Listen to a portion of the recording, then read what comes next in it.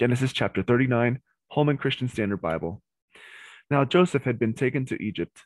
An Egyptian named Potiphar, an officer of Pharaoh and the captain of the guard, brought him from the Ishmaelites who had brought him there. The Lord was with Joseph, and he became a successful man, serving in the household of his Egyptian master. When his master saw that the Lord was with him and that the Lord made everything he did successful, Joseph found favor in his master's sight and became his personal attendant. Potiphar also found favor in put him in charge of this household and placed all that he owned under his authority. From time from the time they put him in charge of his household and all that he owned, the Lord blessed the Egyptian's house because of Joseph. The Lord's blessing was on all that he owned, in his house and in his fields.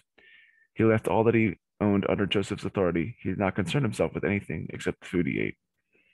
Now Joseph was well built and handsome. After some time, his master's wife looked longingly at Joseph and said, "Sleep with me." But she refused.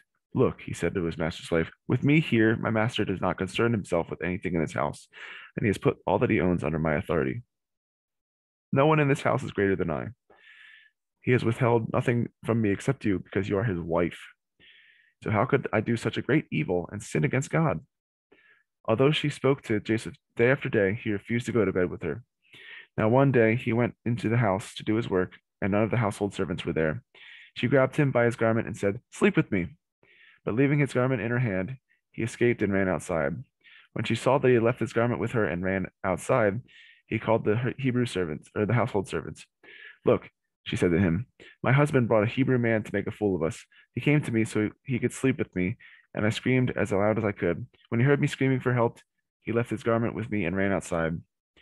She put Joseph's garment beside her until his master came home. Then she told him the same story. "The Hebrew slave you brought to us to came to make a fool of us. But when I screamed for help, he left his garment with me and ran outside." When his master heard the story his wife told him, "These are the things your slave did to me," he was furious and had him thrown into prison where the king's prisoners were confined. So Joseph was there in prison.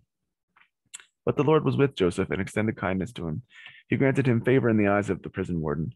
The warden put all the prisoners who were in prison under Joseph's authority, and he was responsible for everything that was done there.